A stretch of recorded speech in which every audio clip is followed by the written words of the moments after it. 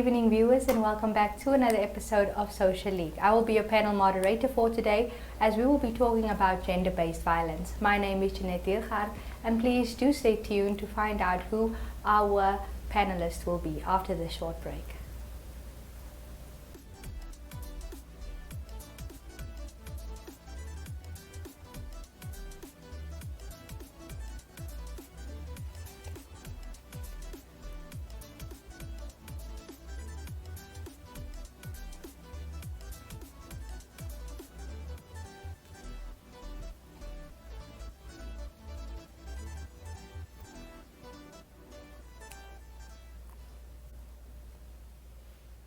So welcome back again. As I said before, I'm Jeanette Diergaard, and let me introduce you to my panelists. So today we will be speaking to Ms. Tron from Break Free, as she is heading the gender-based pillar of Be Free. Is that correct? Break Free. Yes, Break Free. Okay, and Ms. Tron, you are the child protection specialist under the pillar. That's correct. The Gender and Child Protection Specialist in the Office of the First Lady, heading the Break Free pillar. Yes. And with us is the beautiful Queen Ivy. She is a gender-based violence activist. Welcome, Queen Ivy. Thank you.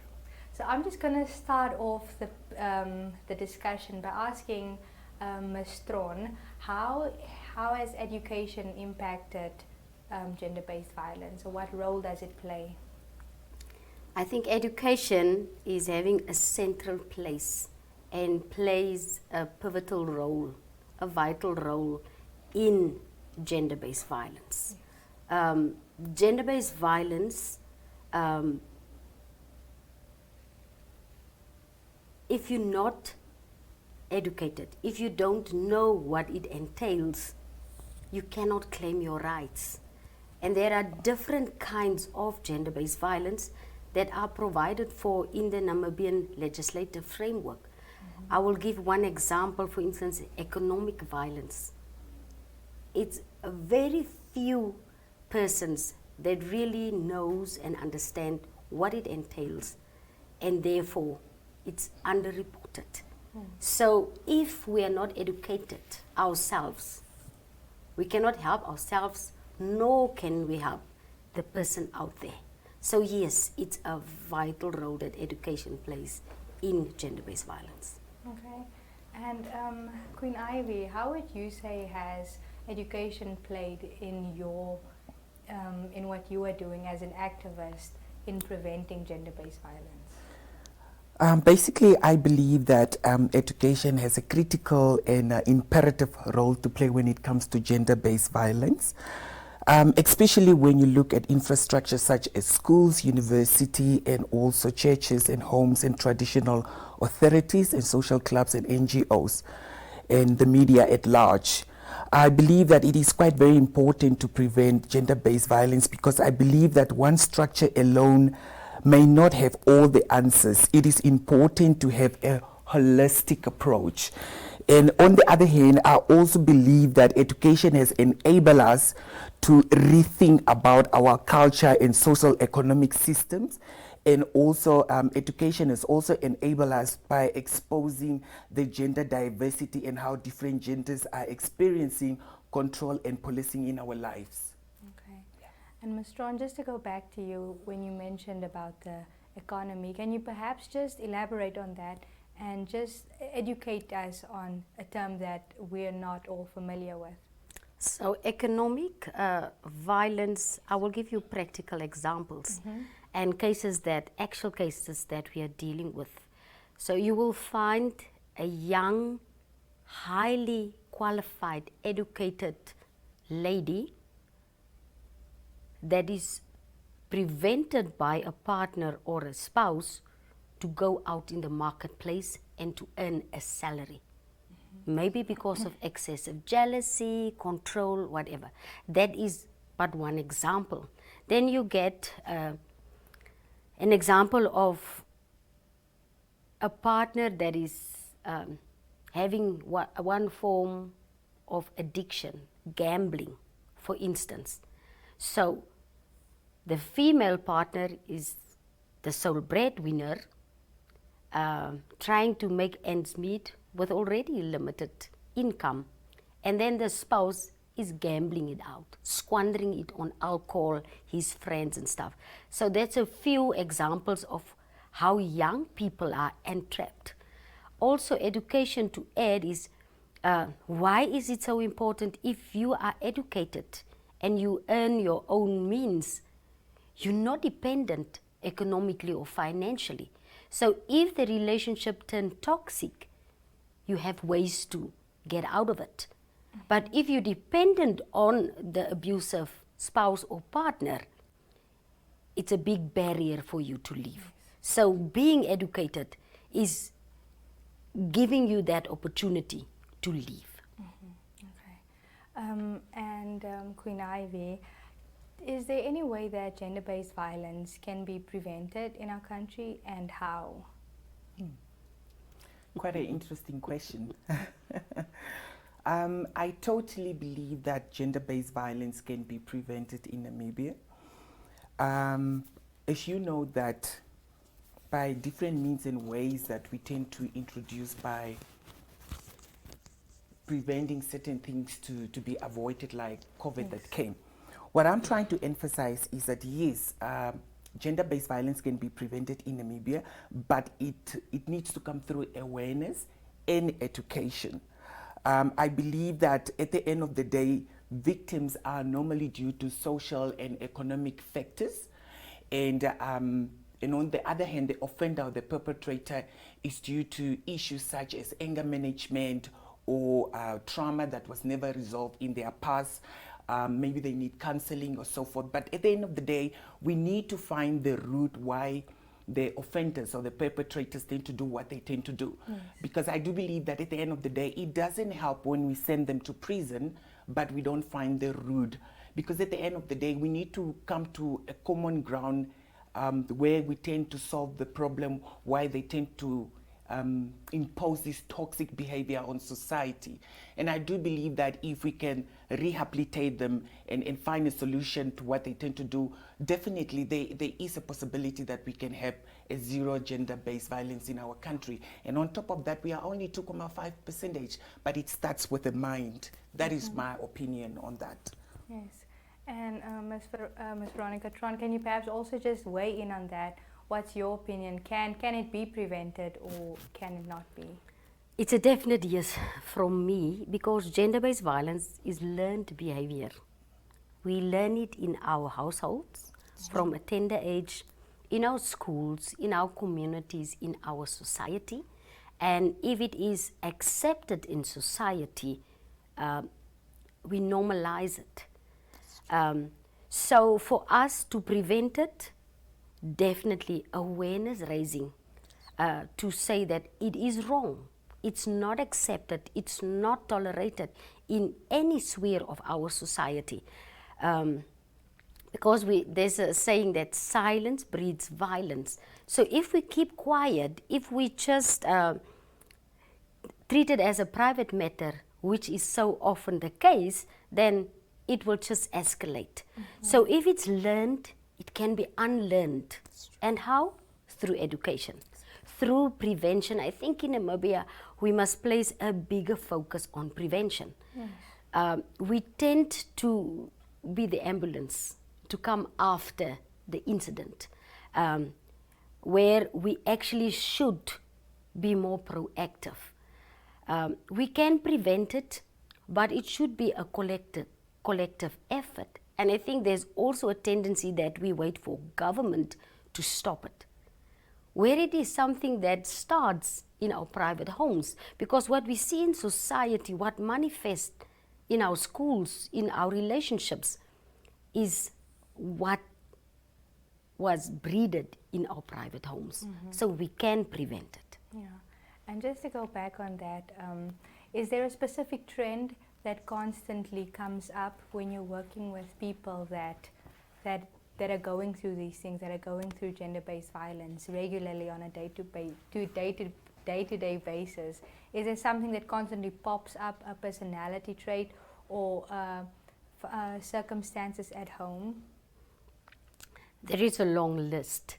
Okay. Situational stress, what I've experienced is if there's loss of a job, there's more stress. And stress causes more conflict and friction. And many a times we don't have conflict resolution skills. We lack information where we can go for help. Another thing, there's also a stigma for us to seek professional help, because to see a psychologist is there's something wrong with you. So we wait until it escalates, until there's blood, until somebody is locked up, and only then we come for professional help. So there's a lot that exacerbate or perpetuate violence. One of it is harmful social norms and gender norms, where we believe in macho men, we believe in very strict gender roles. Men are not supposed to do dishes. Females must sit home, cook, and bear children. Those are all problematic and underlying issues. Other causes can be male superiority and male entitlement, and where we still believe women and females are sex objects. Those are problematic mindsets that we can address with proper education. Okay, and Queen Ivy, can you perhaps also just say from your experience, what have you experienced that exacerbated gender-based violence in your own life? You know, talking about it, it actually tends to, I tend to relive the whole experience, keeping in mind that I was kidnapped, almost raped and killed. And I need to be thankful, before I give you an answer, I need to be thankful to the society, because it was because of the society that I was rescued. After my experience, I had a lot of fear, anxiety, nightmares. I suffered from post-traumatic stress disorder, and I had fear even into public service sectors such as taxis. And also I always had that need of safety. You know, am I safe in the public? And I always used to get, until now actually, occasionally, I get paranoid, especially if I see somebody that looks similar to my offender. So at the end of the day, nobody should go through what I went through, because you are consistently in fear, waking up 5 to 6 times in the middle of the night. I mean, that it limits you to become the best expression of your human existence. But however, I have decided that, you know what, let me start talking, let me start sharing my experience, because I believe that when I share my experience, there are others that are suffering in silence, so that I can enable them by saying, you know what, it's okay, you know, reach out for help. It's not your fault, because it is always associated with shame, or it's either your fault, and so forth and so on, you know, just in a nutshell, actually. Yeah. And if it's not too much to ask, but will you be willing to share your experience with us?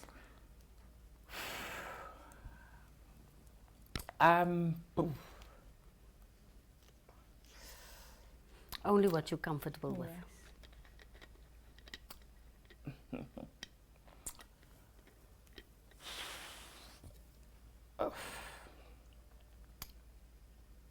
Should we continue to another question with Ms. Tron? Let me just give you a brief. Yes. I used to work for a specific company, but I'll keep the company confidential. We had a very late theatre case, an NVA theatre case. And it happened that my spouse could not pick me up due to unforeseen circumstances of a delayed flight.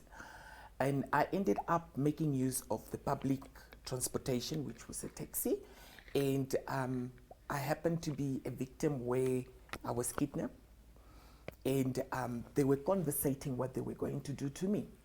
And keeping in mind that I had a knife that was on my throat, there was also another lady that was also in the cab, but she managed to escape by using my pepper spray.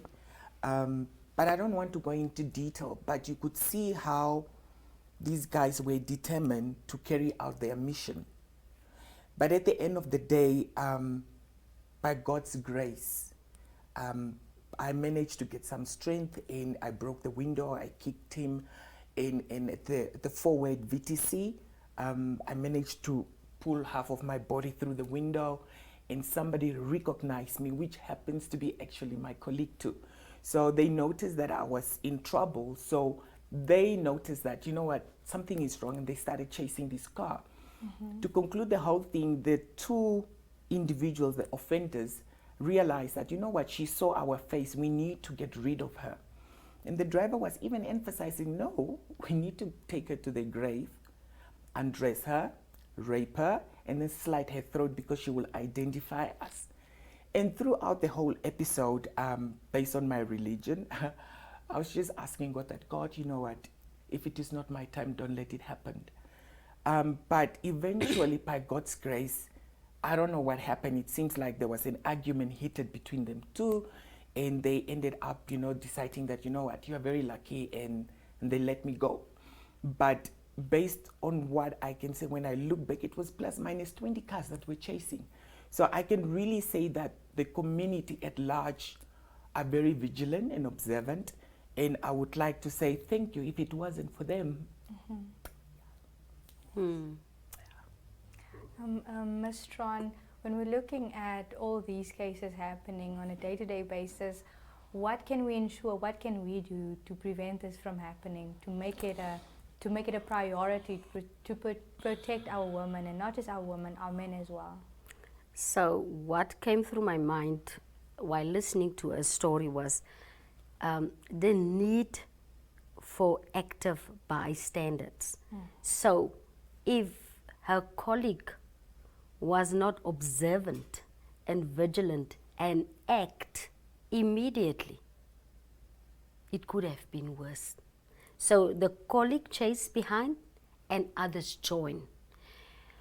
I cannot say the same for many of the cases that I deal with, because I deal with cases where, and again I will make examples, where friends are going to hang out, where they just have a nice time, where they notice that Veronica is in conversation with John, where they notice that there's a lot of alcohol and stuff, but they're not willing to come to the fore and testify.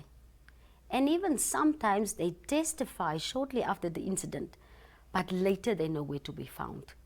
And we know that our cases are as strong as the witnesses.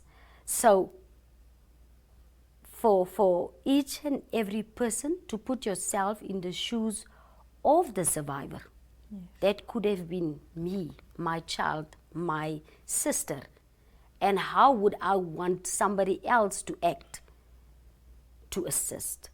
So was it not for an active bystander in her case?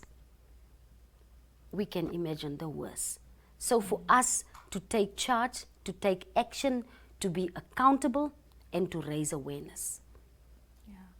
Now, Queen Ivy, during that recovery journey, what did you do to be stronger than what you were? Basically, for me, I was fortunate. I had proper support system from my family and friends. That I am very grateful. And my colleagues actually also at work by that time. Secondly, I would say that the struggle is still there to recovery. Sometimes you think that, you know, it's done and dusted, but you are still having the flashbacks. Yeah. So, but at the end of the day, what I'm trying to say is that it is always very compulsory to reach out, and it is okay, you know, to let your loved ones that, you know, you are in pain and you need help. And at the end of the day, I sometimes tend to say, when you tend to look pretty, or you have a good job, or you have a good career or business, people tend to assume that everything is fine with you, which is not always the case. It is always just nice sometimes, to pop in and say, are you okay? Are you coping? Because sometimes we can package the outside, but you are drowning inside. Sure. Excellent. That's quite something. And during that process, was psychology a part of it? Oh, yes. Okay. Sorry. That's why actually I wear my glasses.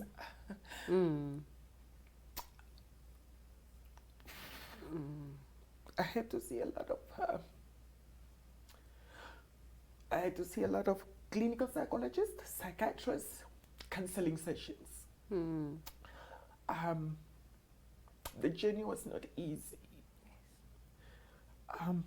But yeah, I need to be grateful for my psychiatrists, my clinical social workers and my counselor, psychiatrist, and psychologist.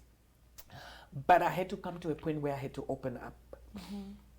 Because for me, the whole time, I thought, you know what, you won't understand what I'm going through. Let me just keep it to myself. But I have realized that the more you talk about it, the better it is. Because I do believe that we tend to give our perpetrators the power when we are quiet. But the moment that we start talking about it, it brings healing to us. And we tend to empower others that are also suffering in silence, that, you know what, speak up. It's okay to reach out. Whatever happened to you was not your fault. But use your disappointment into an appointment that will empower you and become a better person. Yeah. Ms. Tron, you mentioned that you've worked with a lot of cases, and I also know that you are by profession a social worker as well. And what would you say has been helping women in the community? Well, what has been the key factor in helping them? I think the very first thing that Queen mentioned is that support system. Because from the get-go, if people believe you, if they ensure you that it's not your fault, no matter what you were wearing, no matter whether you were under the influence or not, no matter you were at the wrong place at the wrong time, it's not your fault, because nobody asked to be raped. Nobody asked to be kidnapped. So your behavior, and still what is rampant in society is victim blaming. So we start to ask questions, even on social media. Youth are doing it a lot, to say, but what was she doing there? Why didn't she go home earlier? Why didn't she had her own taxi money and she was taking a hike from somebody? So we must stop the victim blaming, and we must, I appreciate if survivors come out and tell their story, because if people hear it from the survivors, they will understand post-traumatic stress and who will lay false charges, because it is so traumatic to go through the criminal justice system.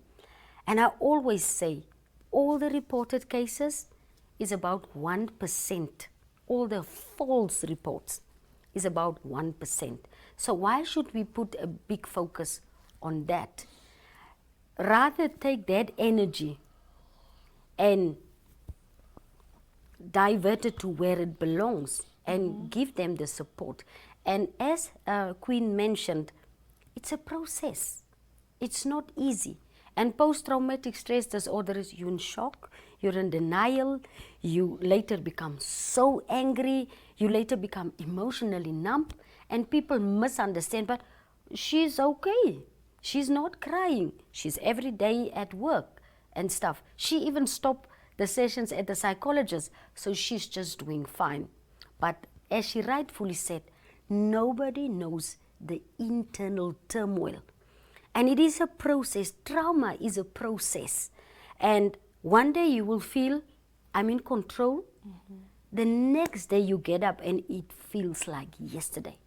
And that is why we should be kind. We should reach out, because they're not able to stand on their own. Somebody must remind them to say that you came thus far, Queen. That very day, the perpetrators had control over you. Now it's time for you to take control back. How do you do that? With support. And that's why in our office we have survivor support groups where the little stronger ones can go back and take along the others that are still struggling. We have ladies as young as 15, and they can come to the support group and say, you know what, I've been to court last week. And actually it was not so bad. It was liberating. It was giving me back some control and stuff. So the others in the group can say, okay, if she can do it, it will not be so difficult for me. But you need a community of care. And you need that continuum of care. So from the counselor, maybe you need spiritual support and stuff. And that's why I said it before, it's a collective a role. The teacher, life skills teacher at school must know how to handle it. Your pastor at church must have a little bit of education. And something that can really make it worse is if you have people in front line with negative attitudes, with cold, with prejudice, and asking all those silly questions that I mentioned. So I will end off this question with, it's difficult, but it's doable with the right support. Yes. And now, Queen, can you perhaps also just give us advice if there's anyone in the public that is going through the same thing, whether they are recovering from the trauma or whether they just, when they can't make peace with that, can you perhaps just give them any advice and a word of encouragement? My advice would be, do not blame yourself for the abuse that you're experiencing. The strength of the abuser or the perpetrator basically lies in being silent and shaming you and trying to isolate you from people that can help you. Kindly be reminded that it is okay to reach out and tell people that you are hurting, that you are in pain. Ask them and seek help. Make sure and make use of the court system to receive protection. If you are being threatened, keep record, just in case when you are ready one day to launch a restraining order. Even if it is scary, make sure to reach out. People will not know that you need help or you are struggling until you let them know. So, at the end of the day, speak out so that we can break the silence. And Ms. Tron, just to conclude today's conversation, can you perhaps just give our viewers an insight as to how they can contact your movement if they need any help? Who can they contact? What can they say? What the process is? So the Break Free Anti-Violence campaign and movement is part of the existing structure. So we are not having the mandate, but we complement what government is already doing. So my first advice would be report, speak to someone, somebody you can trust, because that person later on in the process will be the first report. And it is so needed for us to have a strong case. So reach out. I would like to reiterate, don't suffer in silence. Seeking help is a sign of strength. Number 2, educate yourself with emergency numbers, because sometimes we wait until we're in that bad situation and then we need to call around or run around. So as a young person, have all the emergency numbers. I want to say 106 and 116 are existing hotlines where people can call and say, I need assistance immediately. Or go to your nearest police station. They would know who to call, who is on standby. Our gender-based violence investigating units are not operating 24/7, but there are always social workers and police officers on standby. So if you call 10111, they would know who to contact, who's on standby, who can come and fetch you at the nearest police station. If it is sexual violence, get medical attention right away. I've seen young people who did not disclose, now you fall pregnant. Or you struggle with serious STIs, HIV. So it's multiple traumas for you. But in the case where you report immediately, you get the medical attention, you get all the psychosocial support, your chances for recovery is 70% more. And you get the emergency drugs and you get the attention that you deserve. Thank you so much, Ms. Tron. And Queen Ivy, thank you for being brave and coming on the show. That brings us to the end of today's discussion. I hope you guys took away something and that you will always reach out. That is that is it from me. I will see you guys next time.